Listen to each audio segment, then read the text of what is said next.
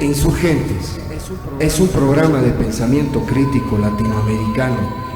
Es una nueva, extraordinaria e independiente aventura que ofrece el pensamiento crítico, revolucionario, inspirada en una diversidad étnica, cultural, luchas por la soberanía nacional y el espíritu antiimperialista que divulgan las reivindicaciones y los proyectos de transformación social de nuestra Bolivia. Aquí comienza Insurgentes.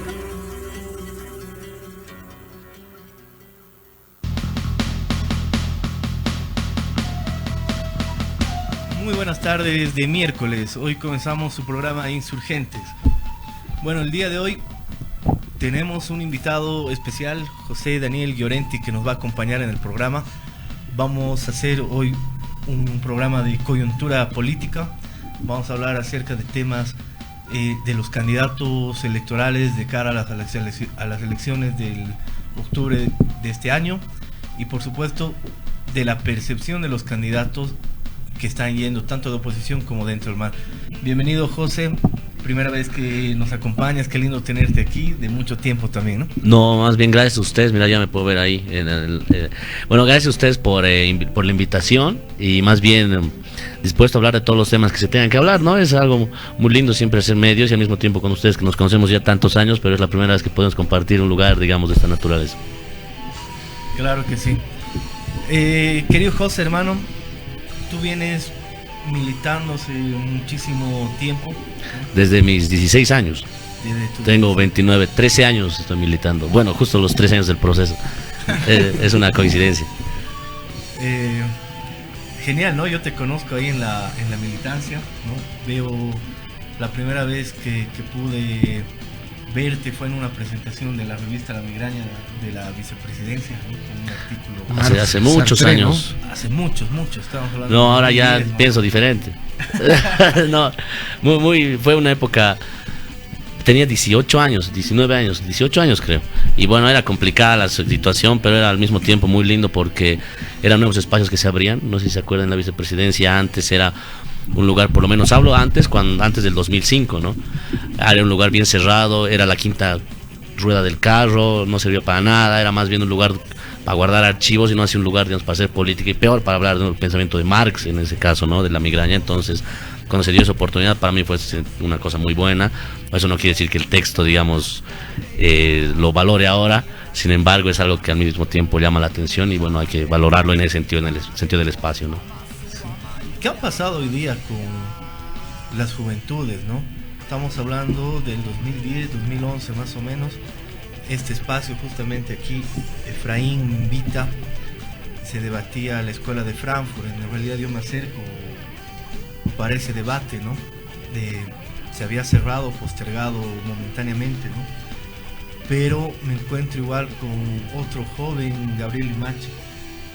Gran compañero, ¿no? Un saludo ahí hasta España. Está en Cataluña, está.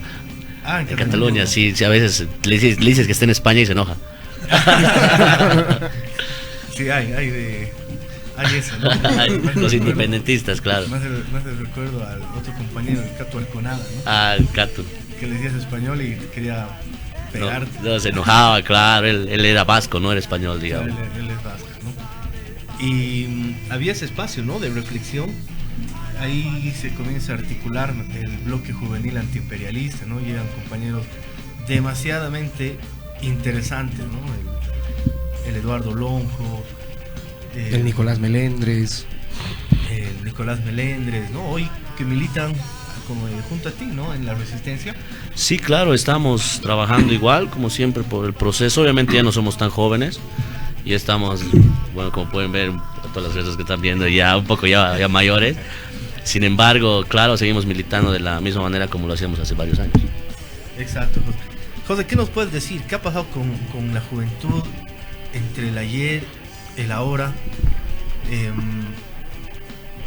Ya no hay esos espacios de reflexión, ya no hay esos debates. Hoy ves jóvenes un poco más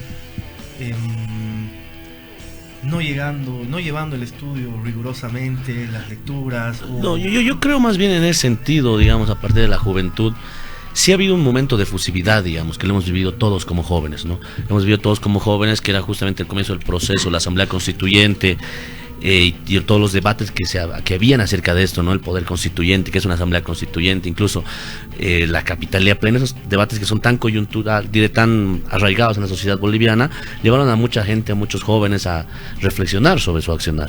Sin embargo, todo esto ya subsanado, digamos, y en un proceso ya caminando, por decirlo así, con estabilidad económica, con aumento, digamos, del consumo de la gente, etcétera, ante la carencia de este tipo de cuestiones, ante la carencia de la carencia, por decirlo así, la gente empieza a concentrarse en otras cosas, y la juventud ahora se concentra en otras cosas, obviamente.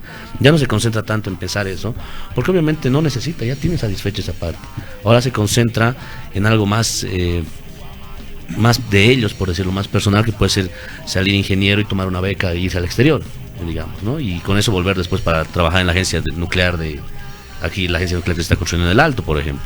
Entonces esa gente ha ido cambiando, ¿no? Y nosotros, nuestra generación, parece que no nos hemos dado cuenta de eso, y a veces queremos que la gente vaya y hable al mismo tiempo de Marx, como nosotros lo hablábamos, con la misma pasión que nosotros lo hablábamos, pero esta gente no tiene por qué hacerlo. Esta gente ha cambiado.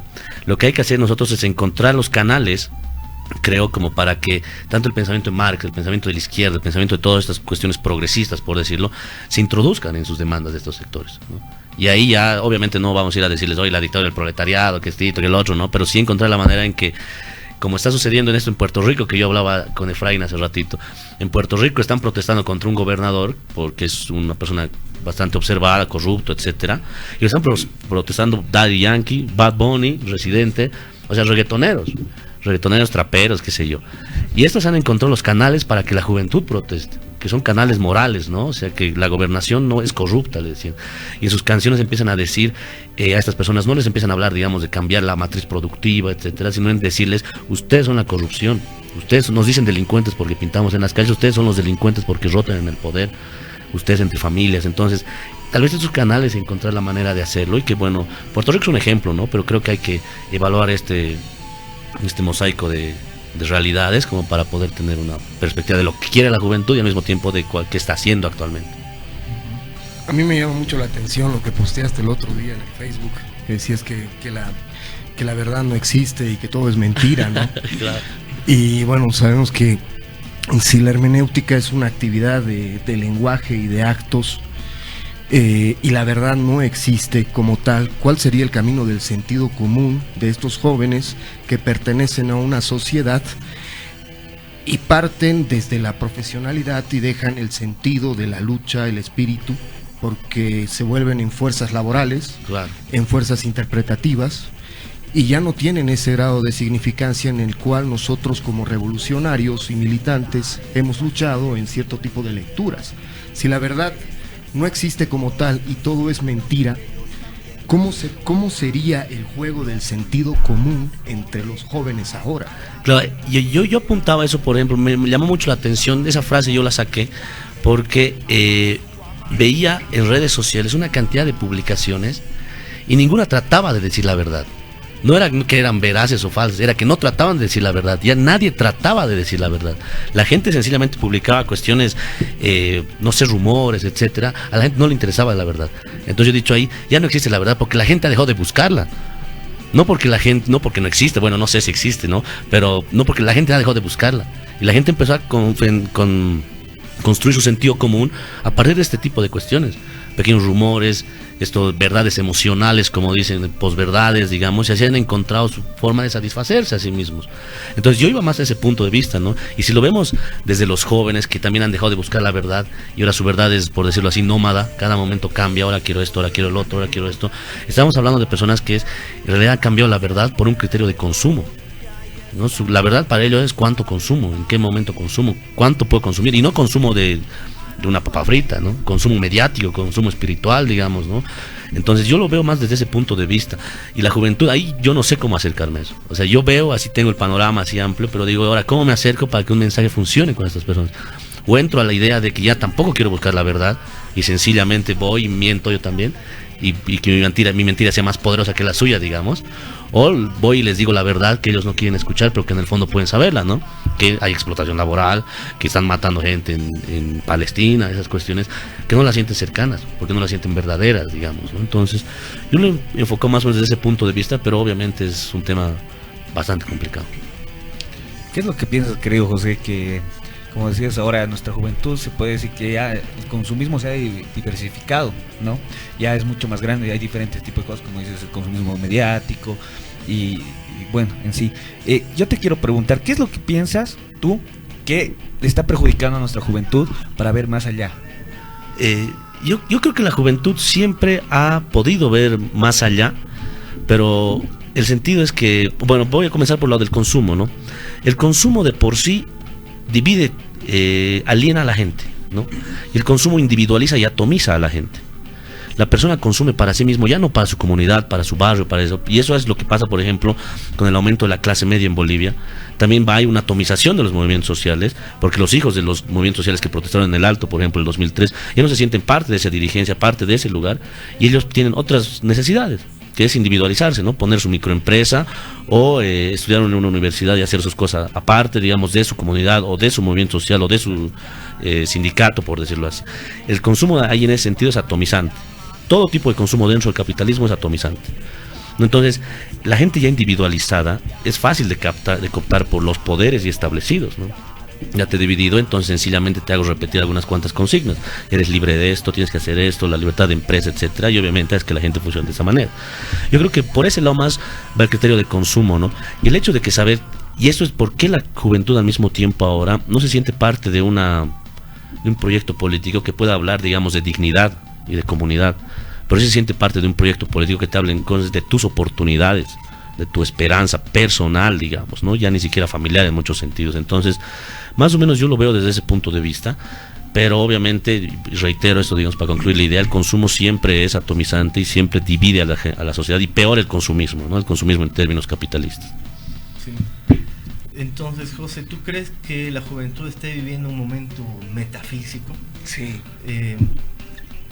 Tú has dicho que, claro, en este proceso de cambio, 13 años, hemos salido un 20-30% de población de la pobreza extrema. Sí. Estamos en 17.5, 17.4, pero eso han significado 3 millones de personas que hoy son clase media, ¿no? Hay una disputa de dos clases medias confrontadas, una con poder económica, una clase media tradicional. Muchos jóvenes de por medio, hay una herencia, pero que ya no están viendo la dicotomía de la lucha, sino están sintiendo otro tipo de necesidades. Unas microluchas, ¿no? O sea, por los perritos, las plantitas, digamos, unas luchas no teleológicas, por decirlo así. En relación a lo que me dices de esto de la metafísica, a mí me cuesta entender mucho el concepto de metafísica por una razón, no sé si considerarla, aunque puede ser las dos cosas, algo quieto que nunca se mueve, o algo que está más allá de la física, que obviamente sería algo que no se mueve, pero que es algo espiritual. Entonces, cuando tú lo hablas como que vivimos un momento metafísico, podríamos considerar que la juventud es un momento metafísico en el sentido de que no se mueven, no creen en una dialéctica del cambio, o en el sentido de que se abstraen de la realidad y dicen esta cosa no está cambiando nada ni nada. Yo prefiero dedicarme a cuestiones mucho más de introspección, por decirlo así, digamos, ¿no? Entonces yo no sé cómo enfocar eso, digamos, pero decantándome por la primera opción, que es la metafísica, como algo que no cambia, yo creo que la juventud sí está en una especie de un cambio ficticio, ¿no? No, pero la verdad se hace más imposible cada vez. Claro, o sea, es complicado esto, ¿no? Entonces, si decimos que está viviendo la juventud un momento metafísico por su tipo de consumo, por el aumento de ese tipo de cuestiones, está viviendo una juventud conformista en el fondo, a pesar de que siempre está inconforme porque siempre está cambiando de trabajo, siempre está quejándose en redes sociales, pero en el fondo no quiere cambiar nada, si lo vemos desde ese punto de vista, ¿no? Entonces, esa parte a mí me cuesta un poco explicar, digamos. Sin embargo, tal vez se podría llegar a una conclusión así básica en el sentido de que la juventud sí está viviendo un momento metafísico en el sentido de que no trata de cambiar el mundo de maneras trascendentales, porque no considera trascendental ningún cambio. Yo creo que por ese lado sí podríamos enfocar.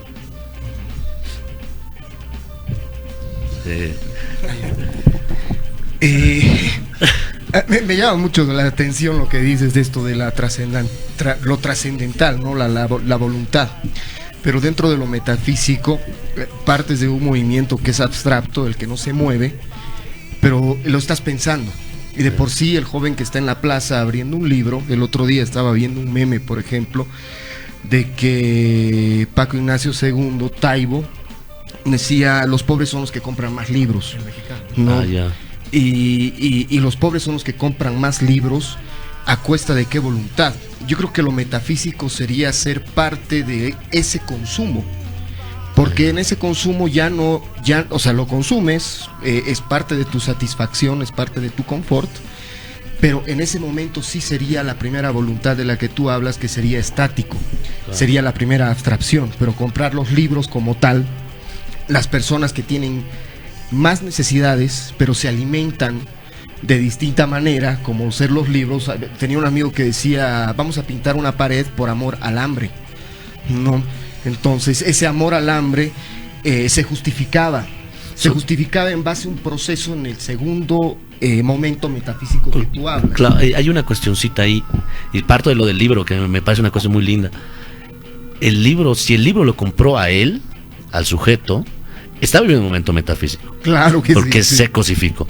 Pero si él compra el libro con un interés de cambiar la realidad, por decirlo así, no sé, ahí ya depende del contenido del libro, ¿no? Si te compras Padre Pobre, entonces obviamente ya estás viviendo un evento, digamos, sin mucha trascendencia desde un punto de vista.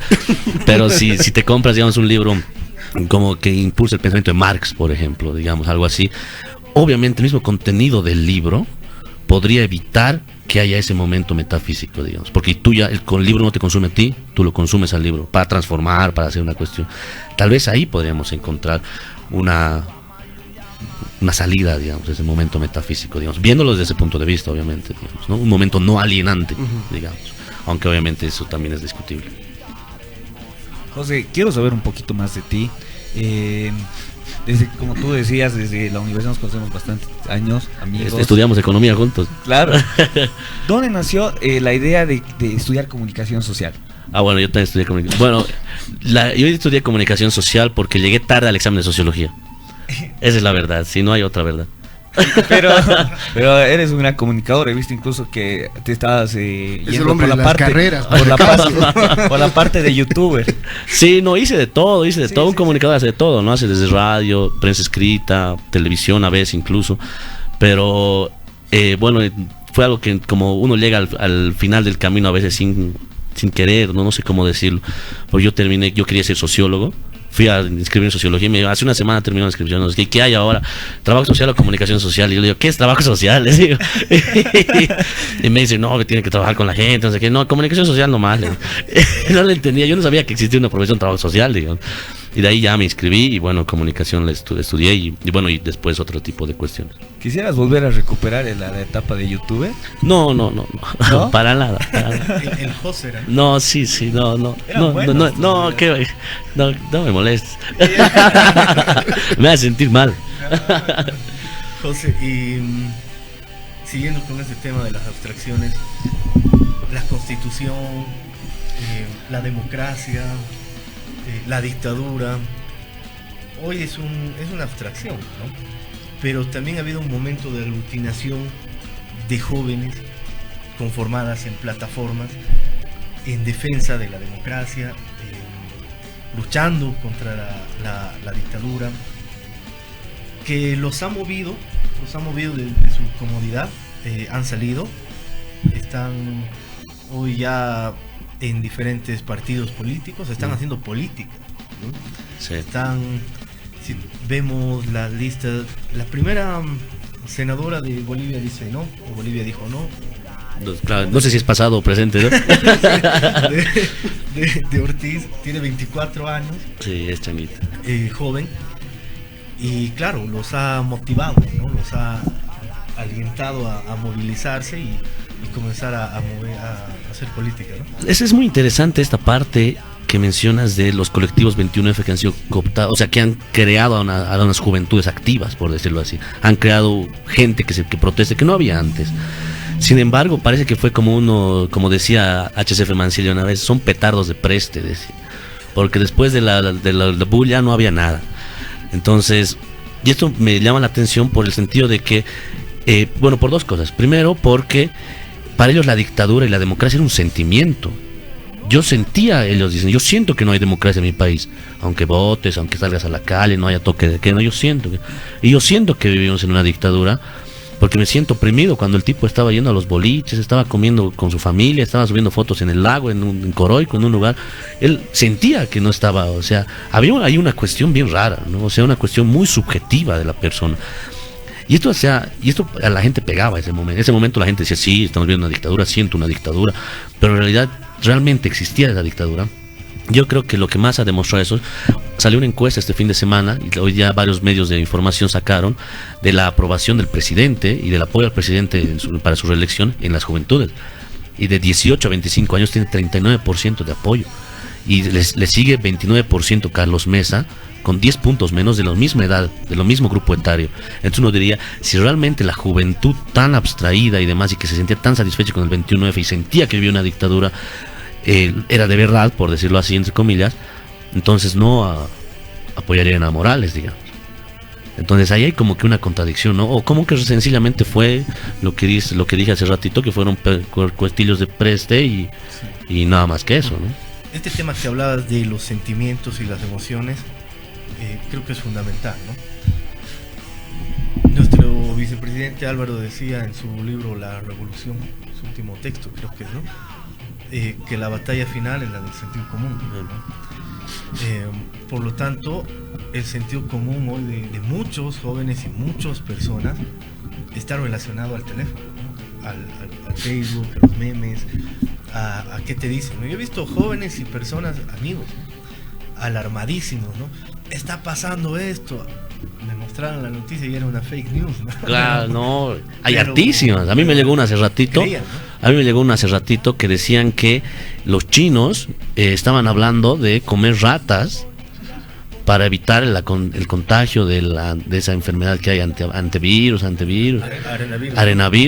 Entonces yo decía, ¿qué? No tiene ni sentido lo que están diciendo. ¿Y por qué comparten eso? Y en grupos de familia, así en vez de comer perros que coman ratas, decían. Yo decía, pero ¿qué cosa? ¿Aquí en la chifa? ¿Qué están hablando? Yo no se pone a pensar.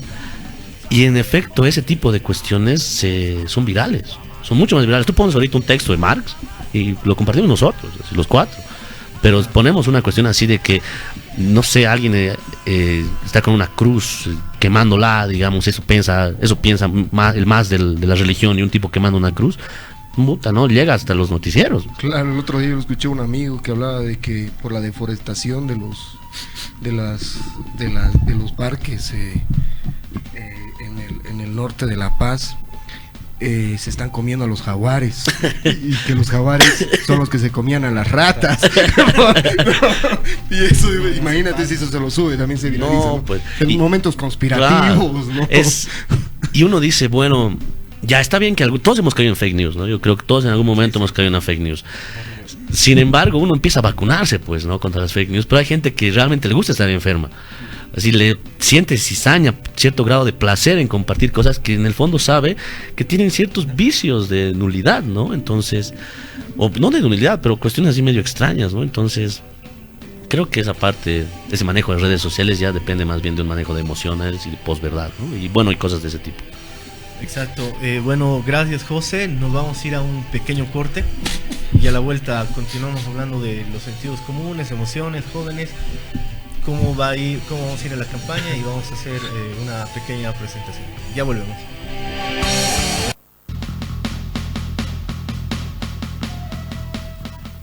Bueno, muy buenas tardes, estamos retornando del corte. Estábamos acá hablando en el corte un poquito sobre algunos temas coyunturales. Y bueno, quisiera ya no hacerte preguntas, José, sino que nos cuentes un poco más, digamos, tu visión, aparte que nos has contado, a qué te estás dedicando este tiempo, saber un poquito más de ti, José, y que obviamente te conozca también la gente. Bueno, yo sigo haciendo lo que hacía hace 10 años, es militancia política, y a veces en un espacio institucional, a veces en un espacio de calle, a veces hasta en la empresa privada, digamos, alguna vez que trabajé ahí. Y ahí nomás, sigo haciendo lo que hacía hace 10 años, digamos, ¿no? Yo creo que eso es algo que lo vamos a hacer toda nuestra vida, por lo menos los que creemos que la política es algo fundamental, ¿no? Bueno, mis queridos amigos, gracias por vernos, nuestro querido amigo de la casa, Gigio, Bowie, Kunkar, Retroman, Batman. Batman, Chico de la Calle. Un saludo igual a Andrea Cecilia Molina Valeriano y a Noelia Molina Valeriano. Bueno, ahora vamos a empezar a hablar de una presentación de aquí de nuestro querido camarada Sergio Salazar. Tiene una obra llamada Algunas anotaciones en Marx. ¿Y qué nos puedes decir sobre eso, mi querido? ¿Cuándo va a ser? ¿Dónde va a ser? Gracias por el espacio, ¿no? También Efraín, Cristian, José. Este es el texto que va a ser presentado este viernes 24 de julio en el Senado, en la sala Andrés Ibáñez a las 7 de la noche, así que todos están invitados. Bueno, el texto es algo pequeño, es un trabajo de 7 artículos que han sido publicados en una plataforma política que se llama Caos en la Red, es española, pero que tiene cobertura en diferentes medios, ¿no? En diferentes espacios también. Han sido recopilados y bueno, se ha convertido en este pequeño textito, folleto, no sé cómo denominarlo. Bueno, acá está José, que lo va a presentar el día viernes. También Efraín, bueno, ha faltado Eduardo del Castillo, que va a ser otro de los presentadores. Y bueno, el texto en realidad es lo que veníamos hablando al comienzo del programa, ¿no? Comenzábamos muy jóvenes la militancia, pero también con muchos aprendizajes, ¿no?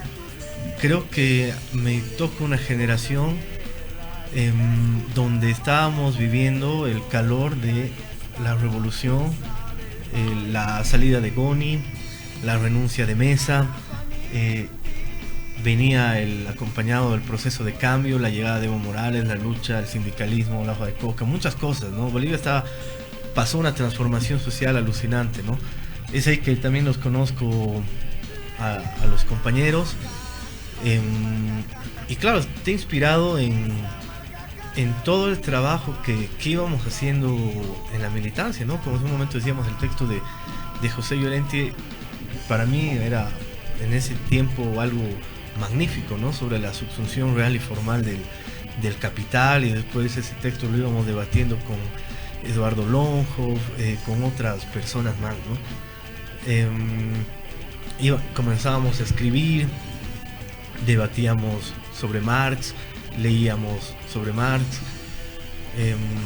Hoy evidentemente, digamos, ¿no? Son tiempos diferentes, entonces, pero esta es una pequeña introducción a eso, ¿no? Unas pequeñas reflexiones, son 7 artículos comprimidos y bueno, que están acá, ¿no? Yo valoro mucho, o sea, no vamos a hablar directamente del texto en sí, porque la gente tiene que leerlo, ¿no? Sino dando una especie, bueno, vamos a avisar cuando vamos a hacer un spoiler, digamos, ¿no? Para que la gente pueda entender. Yo veo una cuestión muy interesante que es, primero, que de nuestra generación, de la generación de los 3 años de proceso, digamos, de las juventudes, que yo conozca es el primer texto publicado, por lo menos dentro del Departamento de La Paz, fuera del contenido del libro, ¿no? Pero dentro es el primer texto publicado de los que hemos sido militantes de este proceso, ¿no? Obviamente se han publicado varios libros estos años, lógicamente, digamos. Sin embargo, que creo que de esta trinchera es la primera que viene, ¿no? Entonces, eso es ponderable desde todo punto de vista. Lo segundo, que es justamente hablando de Marx, voy a hablar algo de Marx, era cuando Marx habla de esto, de que hay épocas que sintetizan, o sea, por decirlo así, horas que sintetizan años, ¿no? O sea, cosas así. En poco tiempo pasan muchas cosas y hay periodos largos donde no pasa nada. Entonces yo creo que nosotros hemos vivido eso. Nuestra generación ha vivido eso, ¿no? Asamblea Constituyente, golpe cívico prefectural, la guerra de la coca, renuncias de Carlos Mesa, Goni, las matanzas. Hemos vivido una cuestión muy apretada en poco tiempo. Cada año tenemos algo que contar, por ejemplo. Y los años que han pasado así casi en paz, digamos, como el 2013, nadie se acuerda, digamos, ¿no? Pero los años que hemos tenido así, siempre hemos tenido una batalla, algo duro. Entonces yo creo que se ha acumulado mucho. Y bueno, eso es algo que también refleja, digamos, en alguna manera el libro. Y la tercera cuestión es la praxis política que esto impulsa, ¿no? Porque un libro sobre Marx siempre impulsa a un debate político, siempre. No, rara vez hay un libro de Marx que se preocupa estrictamente de temas filosóficos, digamos. Pero incluso así es muy difícil abstraerlo de esa naturaleza y no hacer política, ¿no? Entonces, obviamente, este libro no es una guía política, digamos, no es pero sí es una interpelación política a determinadas realidades.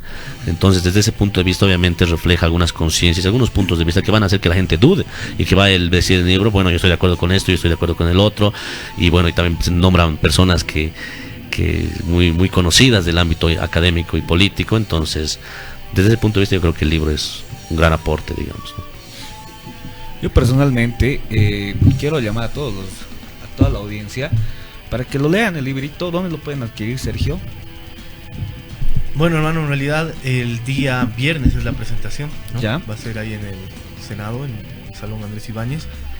Y a partir de eso ya van a estar en diferentes lugares, ¿no? Perfecto. Pero primero la presentación. Perfecto. Hay una cosita que yo quería decir, que la digo siempre, y la digo siempre como cliché, pero me gusta, es un cliché muy bonito porque solo es cliché para mí, porque para la gente no, que es, yo he ido a varios seminarios en la universidad, varios, que decían el fin del pensamiento de Marx, murió el pensamiento de Marx, la crítica del pensamiento de Marx, Marx y el totalitarismo, Marx así, todos lo querían enterrar a Marx, todo el mundo lo quería enterrar a Marx.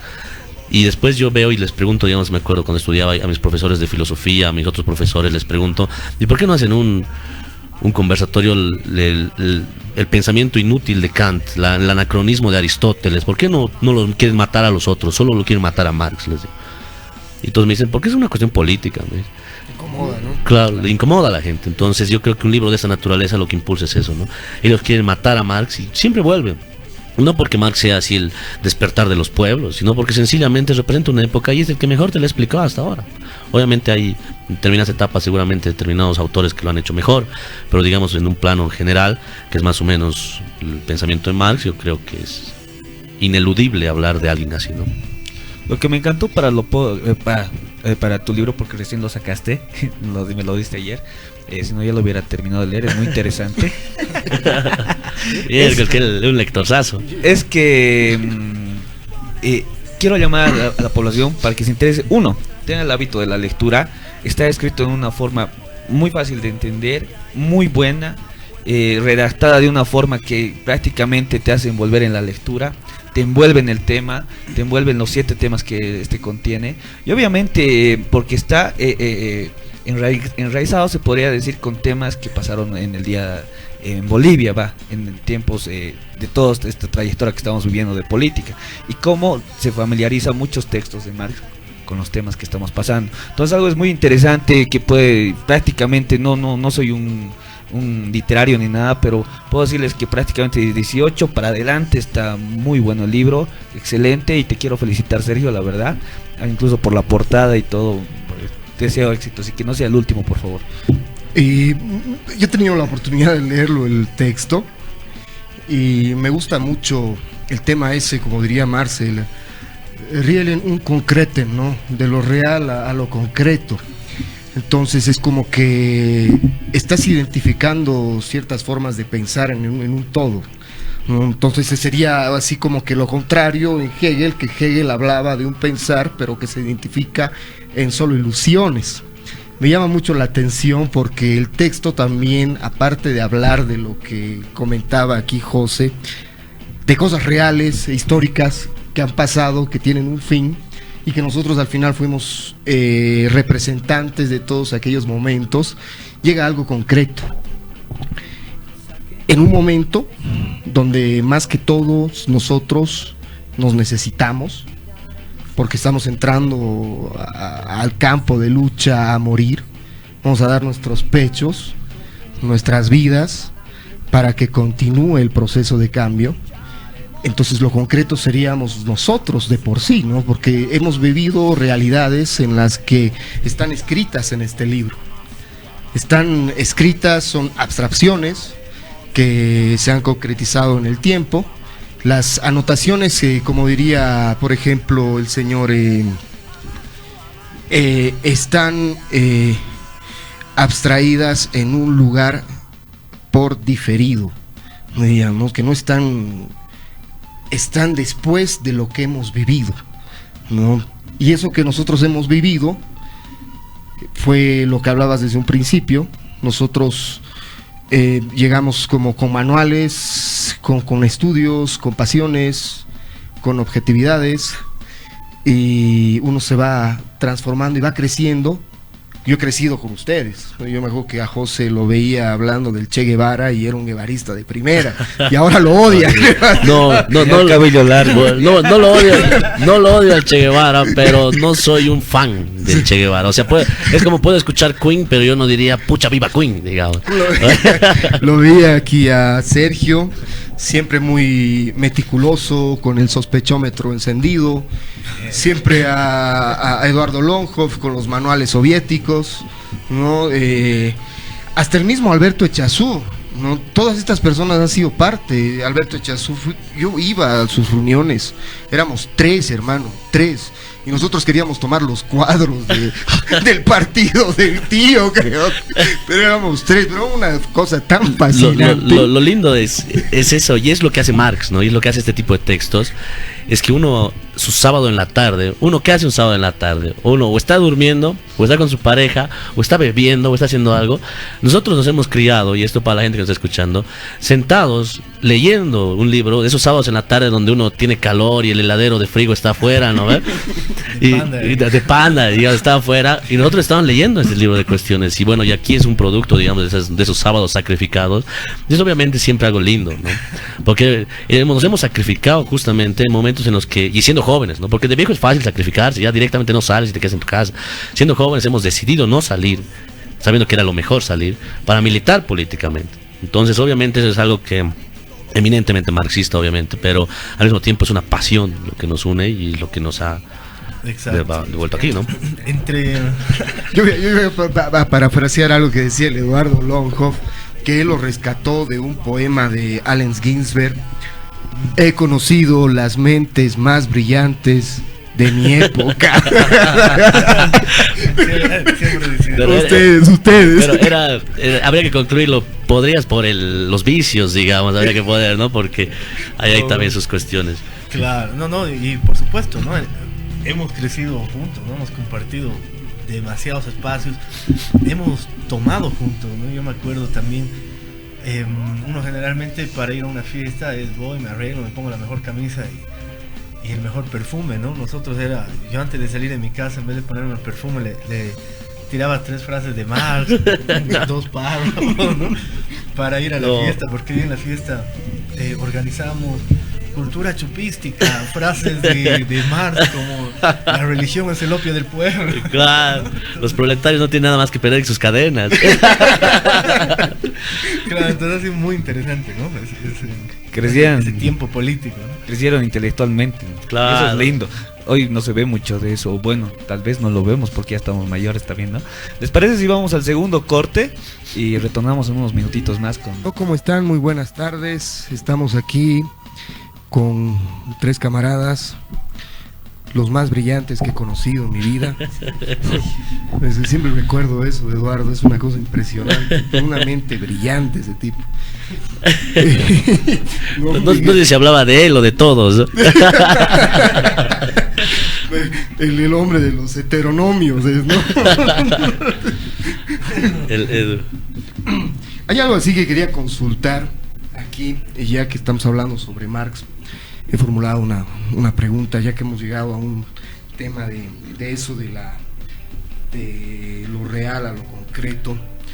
El libro es un monumento, es un monumento que está físico, va a estar para siempre, ¿no? Y va a trascender. Y este es un tema que me viene a la cabeza sobre las abstracciones, ¿no?